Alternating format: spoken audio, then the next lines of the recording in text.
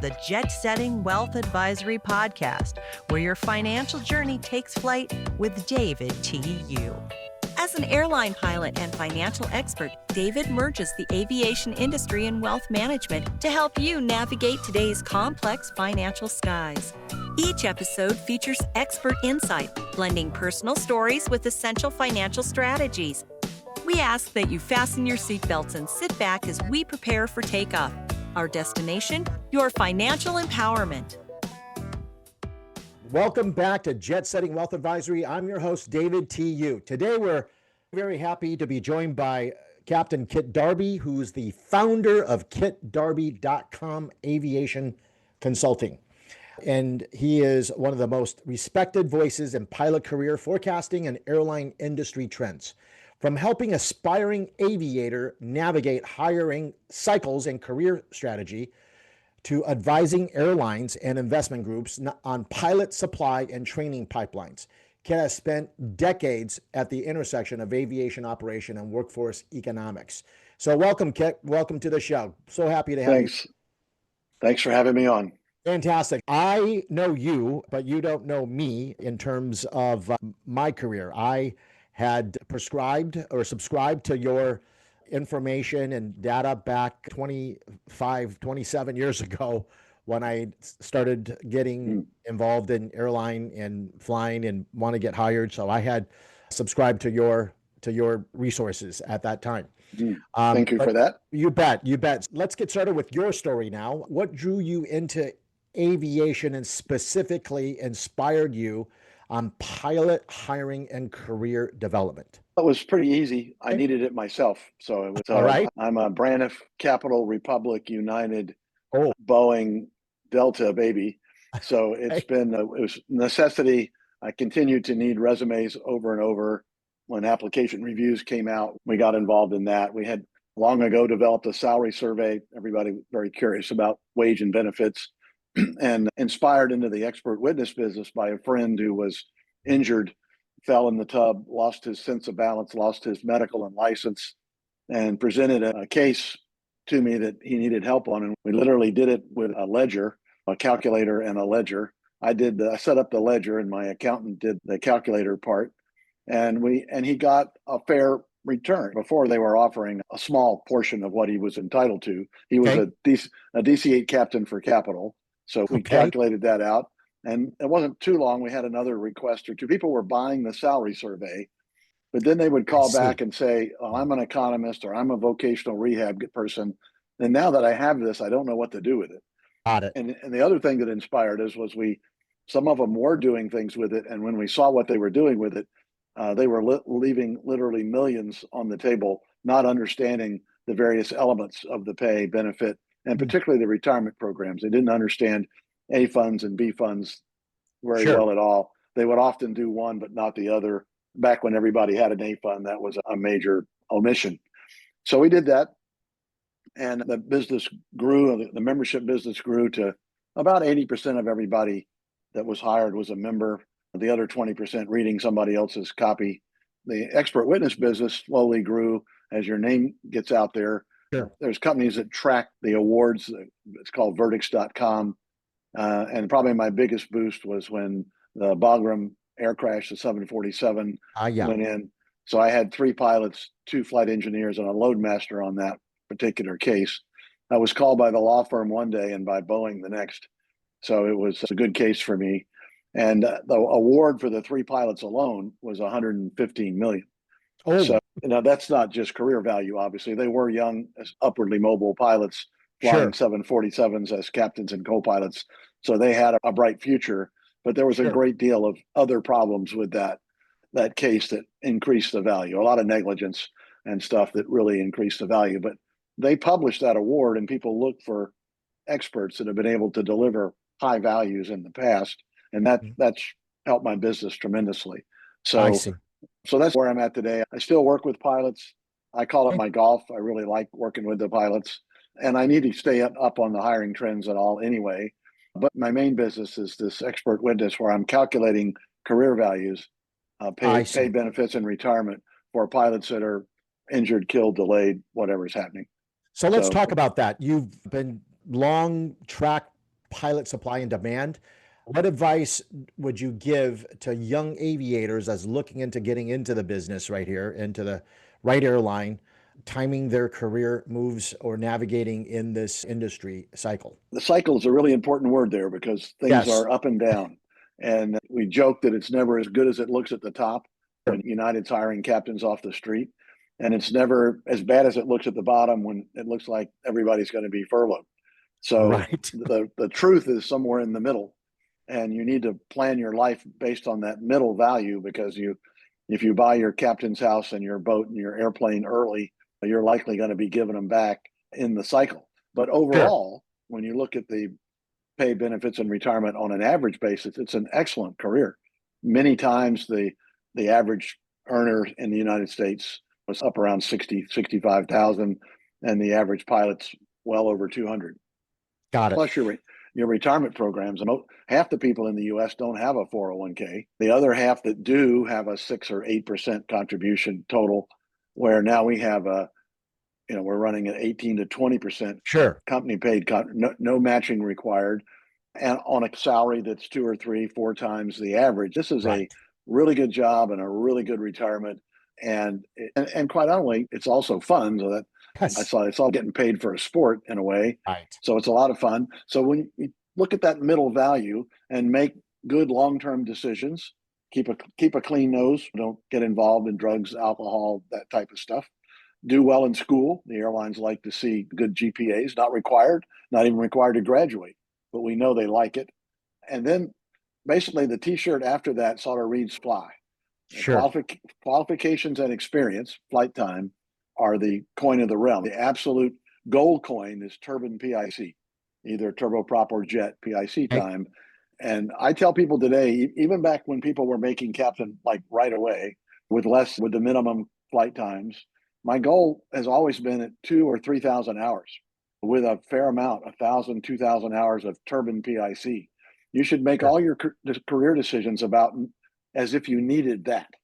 Now, you'll probably get hired before that in many cases, but if you make a career decisions that'll get you 2,000 hours turbine PIC as fast as possible, you'll probably get hired before that, and in many cases, well before that. Fantastic. But if you're making decisions like that, keeps you from avoiding you from going one airline as a co-pilot to another airline as a co-pilot to another. Another. Somewhere in there, we need to plan for turbine PIC. In the old days, it was a tough decision to stay at a regional to get PIC time because the pay was so low. That's really no longer true. Starting pay has gone up 400 or 500%, and captain's pay has doubled. These are no longer jobs that don't offer a living wage. They do offer a living wage, and you need to stay with a company and become a captain and get some captain experience to be competitive everywhere, whether you move over to other airlines or corporate or fractional or contract work around the world. You can't beat turbine PIC for experience. Okay. So let's talk about this. With so many aspiring pilots that are out there now, what are some of the most common career planning mistakes that you see in their early years in their journey? We work hard our goal is to get them more directly where they want to go. It's sort of like clear direct. You're normally zigging, you're zagging your way down the airway. And what we're hoping to do is give you direct Hector from the East Coast to the West Coast to get you straight. And those decisions, there's a lot of misconceptions that people consider and make decisions based on. Even vision. There's still people that believe that you've got to have perfect vision. That certainly those out there that are getting a 4-year degree when one is not required. The accidents, incidents, violations, training failures, asked to resign. We need to avoid that stuff like a plague. But at the same time, if it happens, it's rare that one of those is going to stop your career. It might slow you a little bit, might make it a little more difficult. But these items are not exclusive of the career. As long as you recover, stay in the game, go through the next training successfully, have a good work history at the new company, over time, these things go away. So it could slow you a little bit. And in many cases, people are using it as I can't or shouldn't go forward because I have one mark against me. It would be rare for the one mark to be career ending. And I wouldn't want you to miss this great career overreacting to one potential problem. It usually comes down to the decision, like they say, there's other people that don't have this, so they're going to hire them first. I can tell you in the last boom, they were flat out of pilots. The regionals parked 500 airplanes because they didn't have captains. They couldn't hire co-pilots because they didn't have captains to put with them. They're pretty motivated to, as long as you can tell a good story, if you're likable and they believe your story, they can hire you. It doesn't say they can't hire you. The application, the pilot record database, all that simply says they have to know about it. It doesn't say they can't hire you. There are some things you can't be hired with, obviously, very serious felonies, that type of stuff. But in most cases, they simply have to know about it. And in many cases, there's a reasonable explanation. Let's say that you're going to finish your college degree and you're driving 75 miles every day on a highway, doing that 5 days a week, sometimes 6. That's a lot of exposure. You're going to get a traffic ticket every now and then. And we do like people that know and follow the rules, and are trying to hire those kind of people. But we can also accept people that have broken the rules under circumstances that make some sense. Now, having three traffic violations last year, trying to get the job this year, that would be imprudent. But back when you were 18 or 20 and you were going to see your girlfriend 100 miles away every day, that's acceptable to a point. Sure. Again, how bad it was and how long ago it was have a big bearing, and what you've done since. So you might have had a lot of people have a rash of tickets under certain circumstances, and then they clean up their act, slow down, act professionally for a few years. That's very survivable. Okay. As we continue to talk about airline pilot career, you've been in it certainly for a long time. You've been retired now for close to 2 decades. What do you see in terms of underused tools or strategies, whether it's financial or professional, that you would recommend in helping pilots build long-term career value? The first thing is to get the job. Absolutely. Sure. It's a seniority-based system. We joke that the 3 things that matter, seniority, and they're almost religious in nature. Seniority controls everything about your life.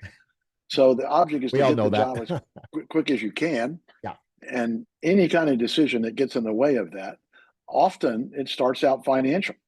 So there's a problem of funding the initial training, which when you look at it from these numbers, that we see as career values in the $15 to $20 million in today's dollars, flight training, even at $125,000, is an extremely small percentage of that. So I realize it doesn't create any money to know that it's worth a lot of money in the future. But I often tell people, you need to reevaluate how you can do this. Can you sell assets? Can you drive an older car, live in a smaller house, rent? Basically, it's beg, borrow, and steal to whatever it takes to get this job done as quickly as possible. So number one is realize the importance of timing of getting the job. The market will be up and down. We've already said that it's a cyclic market, and you don't have a lot to do with that. Your job is simply to be the best qualified and experienced person as early as possible. If it's an up period, you get hired right away. If it's down, you keep flying and building your experience until you're what we call the top person in the bucket. We have different groups of people: military, civilian, bomber, fighter, helicopter, corporate, fractional, small airline. There's a million buckets out there, and the airlines are looking for the top people in each bucket. And the only way you can do that is to keep coming. A lot of times, if there is a downturn, and we don't have one yet, it's hard to tell what's going to happen right now, very uncertain. But if it's a downturn, some people will back off, not work as hard on ratings and additional experience. And when we come out of it, if there is a downturn, on the other side, other people are going to have more experience and higher qualifications than you are, and they're going to get the job first. So that means you get to be their co-pilot. If you keep coming and you get the job first, they get to be your co-pilot. And that's what we're looking for. Higher seniority by getting the job as quickly as possible and recognizing that if there's any way you can overcome it, money is probably going to be returned many times over if you can find a way to get it done sooner. So you recently released some data in terms of 2025 career values for airline pilots. What are the current lifetime earning projections? You mentioned a little bit earlier, $15 to $17 million pilots at major versus regional airlines. Yeah, the regionals have really come up. Like I said, we have people that are deciding to stay there. There's bases that major airlines don't have. You have to go back and start over at the majors. Right now, it's an uncertain time. If it does downturn, it could be furloughs. So you wouldn't want to leave your 250,000 regional captain job to take a 125,000 starting major job just to get furloughed. Sure. So, but at the same time, getting that major number as quick as you can is normally the objective. So it's a difficult decision when to go and where to go. But all these major airlines, of course, have company paid retirements. That's the big difference between the regionals, where you're participating in a 401k that requires you to put about half in and they put about half in. And some people regrettably don't do that. Mm-hmm. In this case, at the majors, they put it in for you 100%. So there's no decisions to make. The real big difference in the long term between smaller majors and larger majors or regional positions with good airplanes and good pay is the wide body captain position. The smaller airplanes and the big airlines like 737s versus large airplanes like 777s or A350s, the bigger airplanes pays 40 or 50% more. And then, of course, making captain, just on a rough average, probably about 20 years on a wide body airplane. And then just making it doesn't do it. You have to be in it for 5, 10, 15 years to make the money that go with the equipment. So if you're not going to be a wide body captain, it means you're not going to have a 25, 30, 35-year career. The difference between these options are less than you might think. You can look at the top pay, but you're not actually going to get the top pay because you're not going to be there long enough to make wide body captain and stay in that position long enough to benefit from those increased wages. Okay. So understand. That's one. And the actual values, career values at the regionals run about 12 million for a 40-year. And you can easily have a 40-year career at a regional, hired in your mid-20s, working till 65. Wow. We do a 40-year major airline, but very few people do that. Average person hired at the majors in their mid-30s. So it's more like a 30 or 35-year career. Sure. And those values run, like I said, 15 to 20 million, depending on the company. And there's pretty good differences. We have companies that have had new contracts and benefited from 30% raises plus retirement increases. And we have other companies, 3 or 4 left over, that haven't had a new contract and they were lower to start with and they haven't benefited from this new raise. So that's a problem. I do believe they'll catch up. Typically, when they get a new contract, it will be a significant improvement. That is also true for the fractionals. So the fractionals long term, the top fractional, which would be NetJets or perhaps FlexJet, would have about the same career value as an average major airline, not the top major, not the top. And right now they don't. They're a little bit less than that. And that's because this new round of airline raises they haven't caught up with the fractionals. So they'll have to raise their wage and benefits or lose their pilots to major airlines in the future. And that hasn't happened yet. So I expect them to come up to an average of the major airlines. And some of their features, like home basing, where you don't have to worry about commuting, some of those, and the ability to work past 65. When I get a guy up in his upper 50s or past 50, we have to start thinking about how long do you want to work? If you want to work till 70 or 75, we're not going to be able to do that. And we're going to have to start over at least as an airline pilot. So many times, if he's only got 10 years left and he's going to work till 75, he can double his work life and certainly make a lot more money as a fractional pilot than he would as an airline pilot with a limited career. So for older pilots, and the nice thing about fractionals is they did very well during COVID, when not everybody wanted to get on an airplane with 300 people on it during COVID. And a lot of people that had the money to fly corporate, but didn't because they learned to fly airline, they were forced over to corporate, and boy, they liked it. Private, yes. So they like it. They got spoiled. Yeah, they like it. And it's much less susceptible to minor ups and downs in the economy. The greatest example I can think of is that NetJets, which is the largest and the best, has 1,500 airplanes on order. I mean, that's more airplanes than any airline owns. And they're like rent-a-cars. When they use them for a few years and sell them. So you're always flying new, latest, greatest equipment at these large fractionals. So a lot of benefits for fractionals, particularly for older pilots. And of course, it's the place to go after 65 if you want to keep working, flying people. So what trend do you see shaping the pilot profession, say in the next 5 to 10 years, whether through regulations, technology, hiring shifts? Can you give us a little foresight in what you can anticipate and expect? Okay, a couple of things. The flow programs where you get into an airline early on, maybe even before your ratings or as you're rated, and build your flight time in a flight school that they recommend. And some will take it anywhere. And then you work for a regional that they're associated with. That program, I believe, is the future. Okay. There'll always be a place for experienced pilots, military pilots. But there was a point not too long ago in the boom when American, for instance, was hiring 50 or 60% of their pilots through the flow. Sure. So I that remember really that. shows that, I believe, is now they've backed off of that. They're not doing that as much now, but I believe that's the future. So Aviate, the Purple Way, 225, all these different programs out there where airlines are grooming people to become, I believe that's going to become the majority in the long term.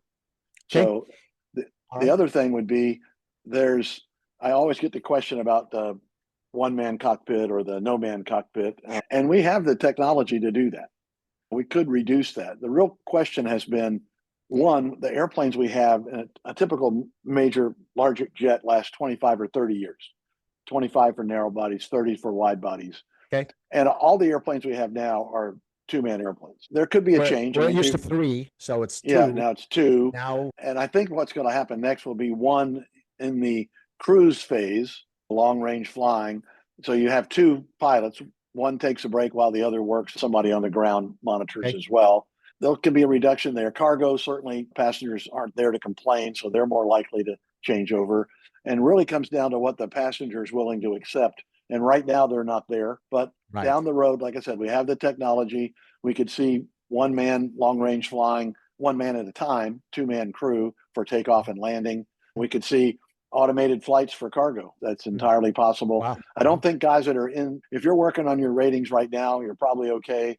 You'll have seniority enough by the time they do this that it won't matter. But if you're talking about your kids who are going to do this 5 or 10 years from now, we have to look at that. And if passengers get to the point they accept a reduced pilot group, then that could reduce the opportunities in the future.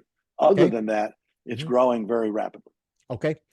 So let's do a little shift in terms of airline pilot financial planning.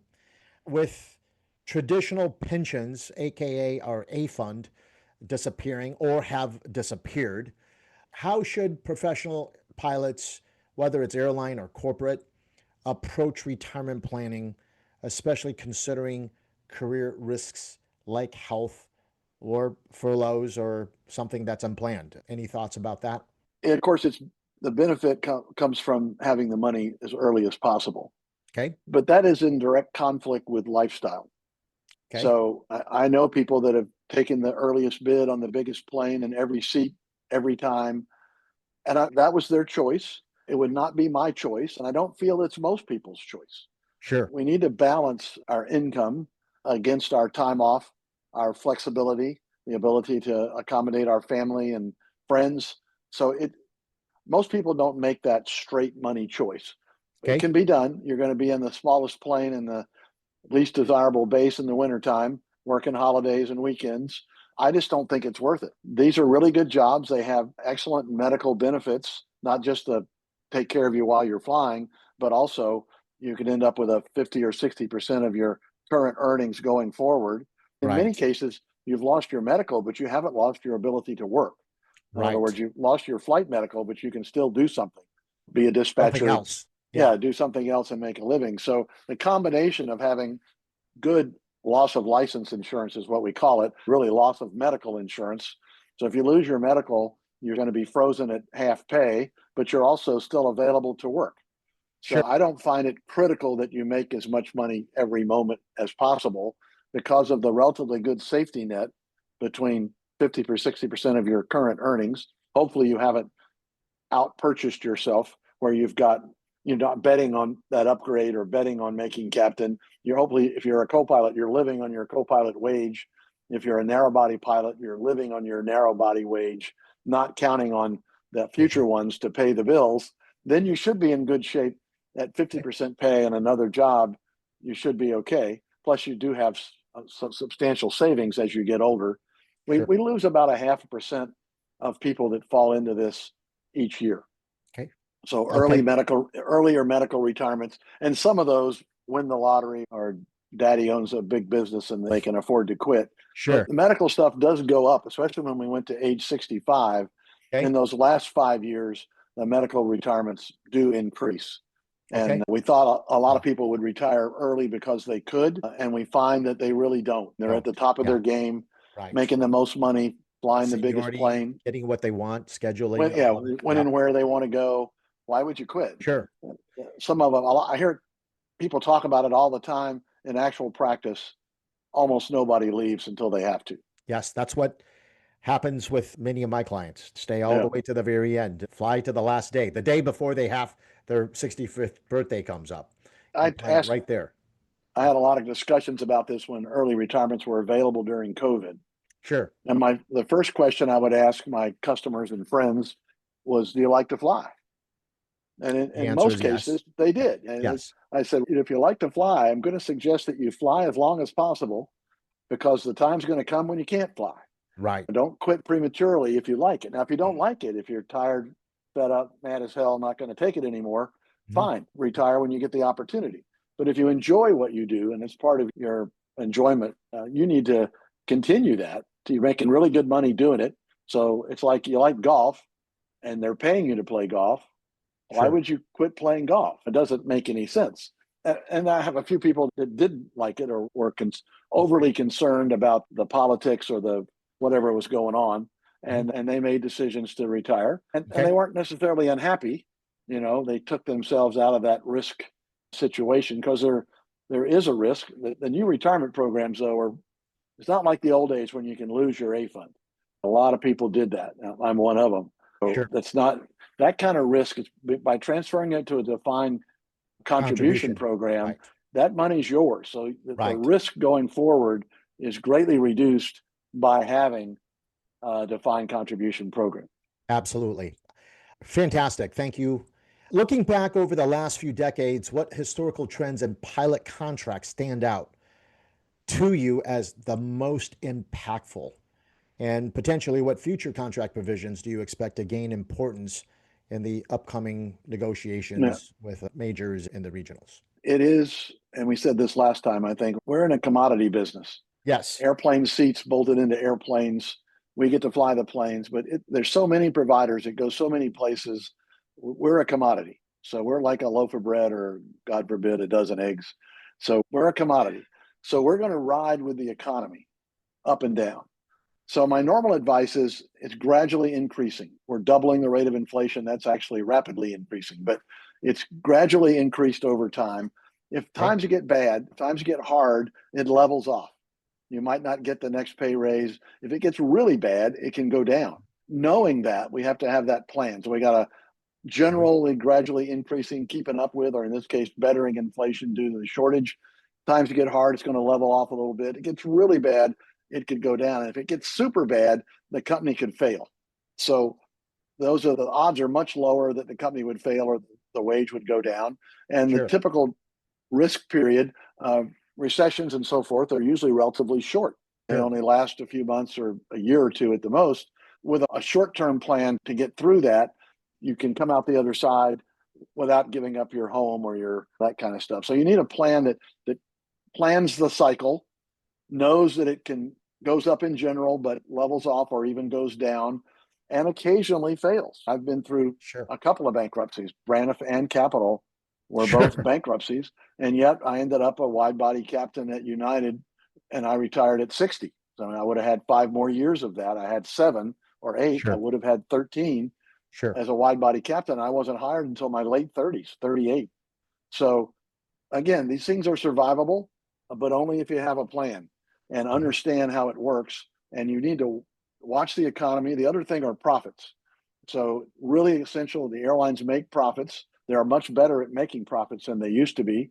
Used to be a small single-digit margin. And if the price of fuel went up, we were losing money. Now we've got margins above double digits, averaging in the high single digits, and we can survive some ups and downs a little bit. But what we need our companies to do is make money. They take that money, they buy planes, they go additional places. They do a much better job of taking care of the employees when they're profitable. So it's very important. to have. Now, of course, we don't control that profit. We do our share. We save gas, we're on time, we do our part of it, but we don't drive that ship. We fly our plane, but we don't drive that ship. So we are passengers of the managements that run these airlines, and we need to keep an eye on them because they will forebode that, and how we do in the economy overall, our ability to make money, are going to have a big influence on our career. Okay. So a couple more questions. How can airlines better prepare for long-term pilot staffing shortages or potentially even access? There have been a couple of comments lately that the pilot shortage was over, and that's really concerning because making a pilot, it turns out, takes a while. It's not the solution. You can't just pay more money and have more pilots. Right. It takes time. So if we're going to get to the 1,500 hours, get trained and get to 1,500 hours, we're looking at 3 or 4 years minimum. If you would like some college education or something in there, it could be much longer. And that, by the way, most people hired have some college, not necessarily. Probably most still have a 4-year full degree. Yeah. Associate, maybe. Yeah. Associates are low, but better than nothing. So we know that's 3 or 4 years for the flight training experience portion. And I could add 3 to 5 years for college if you were working on that as well.